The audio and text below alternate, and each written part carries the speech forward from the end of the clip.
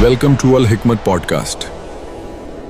अस्सलामुअलैकुम, आप सबका सीरत सीरीज में खुश आमदीद। अगर आप नबी के पूरे सीरत को समझना चाहते हैं तो चैनल को सब्सक्राइब करें।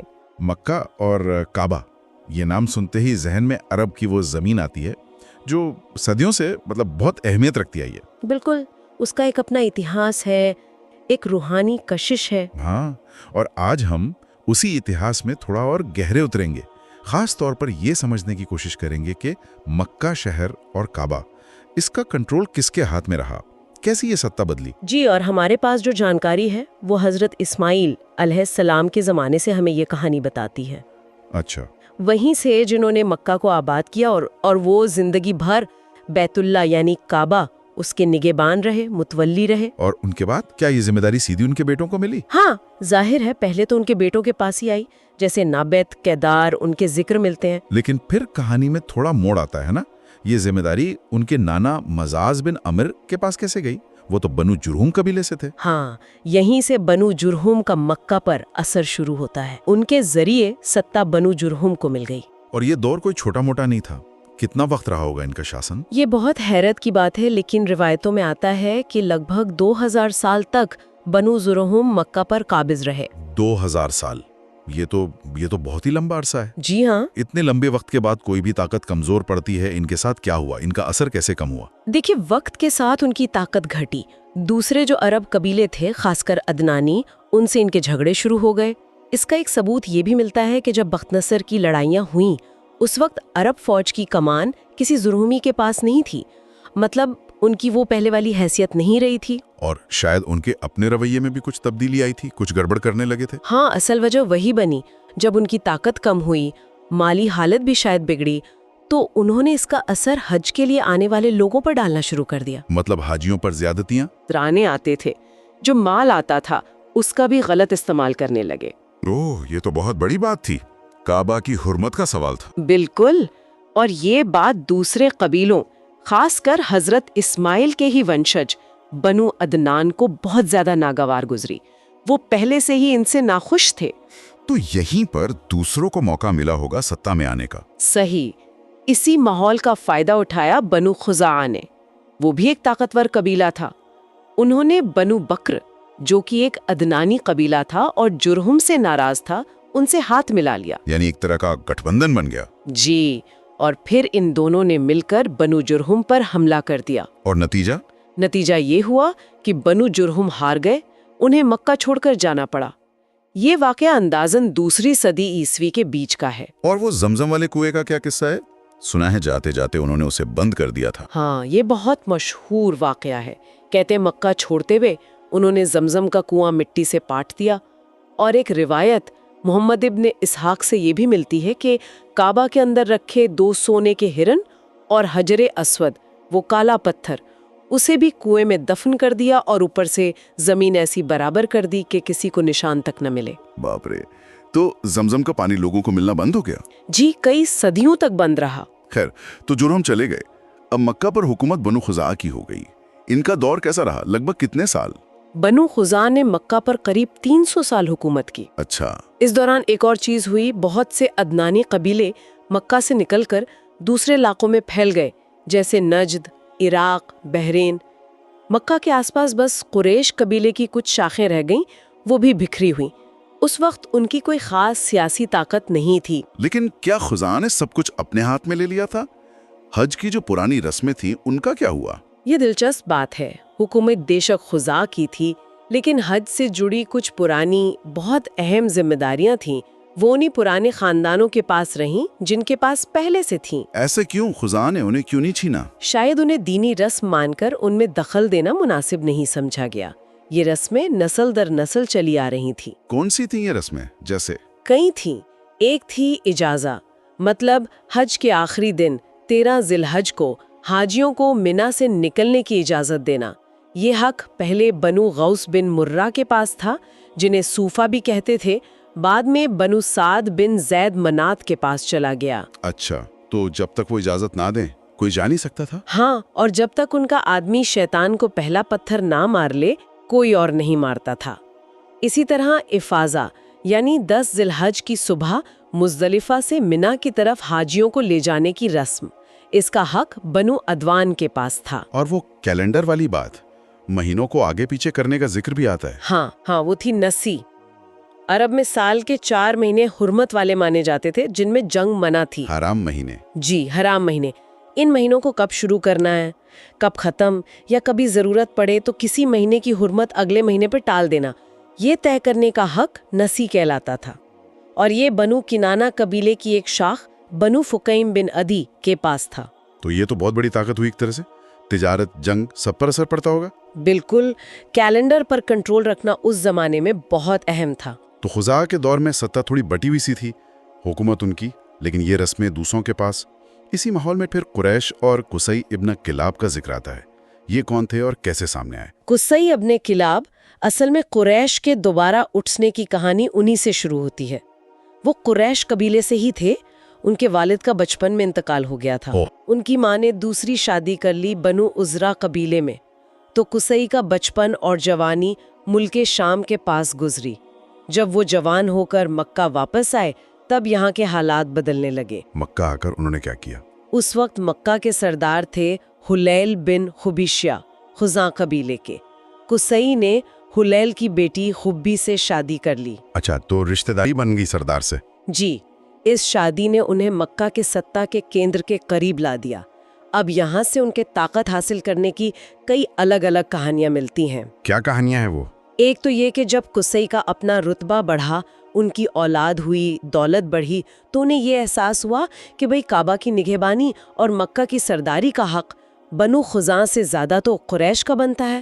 آخر وہ حضرت اسماعیل علیہ السلام کے سیدھے ونشج ہیں۔ ہاں، یہ بات تو صحیح ہے۔ تو انہوں نے قریش اور ان کے ساتھی قبیلے بنو کنان کو اس بات پر جمع کرنا شروع کیا۔ یہ تو ایک وجہ ہوئی، اور کوئی روایت؟ دوسری روایت یہ ہے کہ خود سردار حلیف جب وہ بوڑھے ہو گئے اور انہیں لگا کہ اب وہ ذمہ داری نہیں سنبھال سکتے، تو انہوں نے قصی کو اپنا جانشین مقرر کیا اور کعبہ و مکہ کی ذمہ داری کی وصیت کر دی۔ اچھا۔ ایک اور کہانی تھوڑی عجیب سی ہے، وہ یہ کہ حلیل نے مرنے سے پہلے یہ ذمہ داری اپنی بیٹی خبی کو سونپی تھی، اور ابو غبشان نام کے ایک خزائی شخص کو بیٹی کی طرف سے کعبہ کا کام دیکھنے کے لیے رکھا تھا۔ ٹھیک۔ تو کہتے ہیں کہ ایک دن قصی نے ابو غبشان کو شراب پلا کر نشے میں اس سے 1 مشک شراب کے بدلے کعبہ کی چابیاں یا نگہبانی کا حق خرید لیا۔ کیا بات ہے، شراب کے بدلے کعبہ کی چابی؟ یہ تو کیا خزاع نے یہ مان لیا؟ نہیں، بالکل نہیں مانا۔ وہ کہنے لگے کہ یہ کیسا سودا ہے۔ انہوں نے قصی کو روکنے کی کوشش کی، یہیں سے اصل ٹکراؤ شروع ہوا۔ قصی نے کہا کہ سودا ہو گیا ہے اور اب قریش ہی حقدار ہے۔ انہوں نے قریش اور بنو کنانہ کو جمع کیا اور خزاع کو مکہ سے نکالنے کا ارادہ کر لیا۔ تو لڑائی ہوئی پھر؟ جی ہاں، لڑائی ہوئی۔ ایک موقع آیا حج کے دوران جب وہ پرانی اجازہ والی رسم ادا کرنے کا وقت آیا۔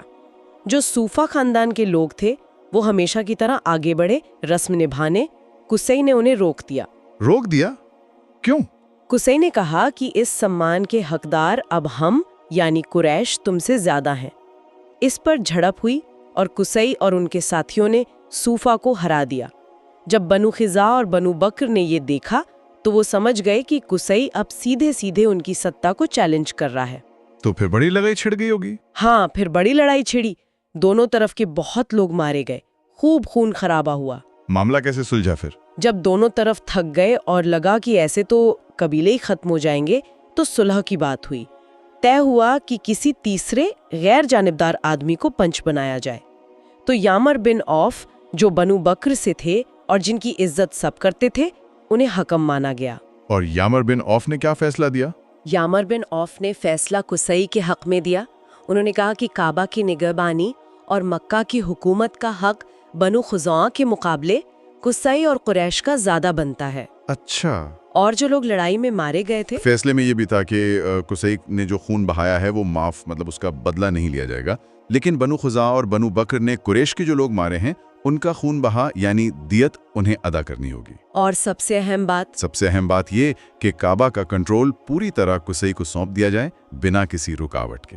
کہتے ہیں کہ فیصلہ سناتے ہوئے انہوں نے کچھ پرانی رسموں یا دعووں کو اپنے پیروں تلے روندنے کی بات کی، جس سے ان کا لقب ہی شداخ پڑ گیا، یعنی روندنے والا۔ تو اس فیصلے نے تو مکہ کا نقشہ ہی بدل دیا، ستہ پوری طرح قریش کے ہاتھ میں، قصی کے ہاتھ میں آ گئی۔ یہ کب کی بات ہے اندازاً؟ مانا جاتا ہے کہ 5ویں صدی عیسوی کا مدھیہ تھا، مطلب آپ کہہ سکتے ہیں لگ بھگ 440 عیسوی کے آس پاس۔ یہ مکہ کی تاریخ کا ایک ٹرننگ پوائنٹ تھا، یہیں سے قریش کی سنگٹھت حکومت مکہ پر شروع ہوئی۔ ستہ میں آنے کے بعد قصی نے کیا بڑے کام کیے؟ شہر کو کیسے سنبھالا؟ قصی واقعی ایک زبردست لیڈر ثابت ہوئے۔ ان کا سب سے پہلا اور شاید سب سے اہم کام تھا کہ انہوں نے قریش کی جو شاخیں مکہ کے آس پاس وادیوں میں بکھری ہوئی تھیں، ان سب کو مکہ شہر کے اندر بلایا۔ شہر کے اندر؟ ہاں، انہوں نے ہر خاندان کے لیے مکہ میں جگہ طے کی اور انہیں وہیں بسایا۔ اس سے پہلی بار قریش ایک جگہ اکٹھے ہوئے، ایک شہری طاقت بنے۔ یہ ان کی ایکتا کی بنیاد تھی۔ یہ تو بہت بڑا کام تھا۔ اور وہ جو حج والی پرانی ذمہ داریاں تھیں جیسے اسازہ، افاظہ، ان کا کیا کیا؟ قصی نے ان میں کوئی دخل نہیں دیا، وہ جن پرانے خاندانوں کے پاس تھیں انہی کے پاس رہنے دی۔ اچھا، یہ کیوں؟ اب تو وہ چاہتے تو لے سکتے تھے۔ شاید وہ سمجھتے تھے کہ یہ دینی رسمیں ہیں، ان کا سمان کرنا چاہیے، اس سے ان کی اپنی قبولیت بھی بڑی ہوگی۔ یہ دکھاتا ہے کہ وہ طاقت کے ساتھ ساتھ روایت کا بھی خیال رکھتے تھے۔ اور انہوں نے ایک بہت مشہور جگہ بنوائی تھی، دار الندوہ، وہ کیا تھی؟ ہاں، دار الندوہ یہ قریش کے لیے ایک طرح کا میٹنگ ہال یا پارلیمنٹ ہاؤس تھا۔ قصی نے اسے کعبہ کے اتر میں بنوایا تھا اور اس کا دروازہ کعبہ کے صحن کی طرف کھلتا تھا۔ اس کی اہمیت کیا تھی؟ بہت زیادہ اہمیت تھی۔ قریش کے سارے اہم مسئلے یہیں طے ہوتے تھے۔ کوئی بڑا فیصلہ لینا ہو، کسی جنگ کا اعلان کرنا ہو یا صلح کرنی ہو، شادیاں طے کرنی ہو، کوئی خاص رسم کرنی ہو، سب یہیں ہوتا تھا۔ 40 سال سے زیادہ عمر کے قریشی سردار ہی اس میں بیٹھ سکتے تھے۔ یہ قریش کی ایکتا اور ان کی سیاسی زندگی کا سینٹر بن گیا۔ تو اب سارے بڑے عہدے قصی کے پاس آ گئے؟ جی ہاں، دار الندوہ کے صدر تو وہ تھے ہی۔ جنگ کا جھنڈا لوا انہی کا ہاتھ سے دیا جاتا تھا۔ کعبہ کی چابیاں رکھنا، اس کی دیکھ بھال، دروازہ کھولنا بند کرنا، یہ سب حجابہ یا سدانہ ان کے پاس تھا۔ اور حاجیوں کی خدمت کے لیے بھی تو انہوں نے کچھ شروع کیا تھا، پانی اور کھانے کا ذکر ملتا ہے۔ بالکل، 2 اور بہت اہم ذمہ داریاں انہوں نے اپنے ہاتھ میں لیں یا شروع کی۔ ایک سقایا یعنی حاجیوں کو پانی پلانا۔ وہ چمڑے کے حوضوں میں پانی جمع کرواتے، اس میں کھجور یا کشمش بھگو کر رکھتے تھے تاکہ پانی میٹھا اور طاقت دینے والا ہو جائے، یہ وہ حاجیوں کو پلاتے تھے۔ اچھا، یہ بہت بڑی خدمت تھی۔ ہاں، اور دوسری تھی رفادہ۔ اس کا مطلب تھا حاجیوں کی میزبانی کرنا، خاص طور پر جو غریب حاجی ہوتے تھے ان کے لیے کھانے کا انتظام کرنا۔ اس کا خرچ کہاں سے آتا تھا؟ قصی نے اس کے لیے قریش پر ایک طرح کا ٹیکس لگایا تھا۔ ہر کوئی اپنی حیثیت کے مطابق اس میں حصہ ڈالتا تھا اور اس جمع ہوئے مال سے حاجیوں کے لیے کھانا پکوایا جاتا تھا۔ یہ دونوں کام سقایا اور رفادہ قریش کی عزت اور ان کی میزبانی کی پہچان بن گئے۔ تو یہ سارے بڑے عہدے، دار الندوہ، حجابہ، لوا، سقایا، رفادہ، سب قصی کے پاس جمع ہو گئے۔ اب سوال یہ ہے کہ ان کے بعد ان کا کیا ہوا؟ کیا یہ آسانی سے اگلی پیڑھی کو مل گئے؟ یہیں پر آ کر کہانی میں ایک اور موڑ آتا ہے۔ قصی کے کئی بیٹے تھے لیکن 2 سب سے زیادہ مشہور ہوئے۔ بڑے بیٹے تھے عبد الدار اور دوسرے تھے عبد مناف۔ عبد مناف چھوٹے تھے لیکن قصی کی زندگی میں ہی وہ زیادہ مشہور، زیادہ قابل اور زیادہ عزت والے مانے جانے لگے تھے۔ تو قصی نے کیا فیصلہ کیا؟ کس کو دیے یہ عہدے؟ یہاں پہ قصی نے ایک ایسا فیصلہ کیا جس کے نتیجے بعد میں نکلے۔ انہوں نے اپنے بڑے بیٹے عبد الدار کا مرتبہ شاید اس لیے بڑھانے کے لیے کہ وہ بڑے ہیں، یہ سارے کے سارے اہم عہدے، دار الندوہ کی صدارت، حجابہ یعنی کعبہ کی چابی، لوا یعنی جنگ کا جھنڈا، اور سقایا اور رفادہ، یہ سب کچھ عبد الدار کو دینے کی وصیت کر دی۔ سب کچھ عبد الدار کو؟ عبد مناف کو کچھ نہیں؟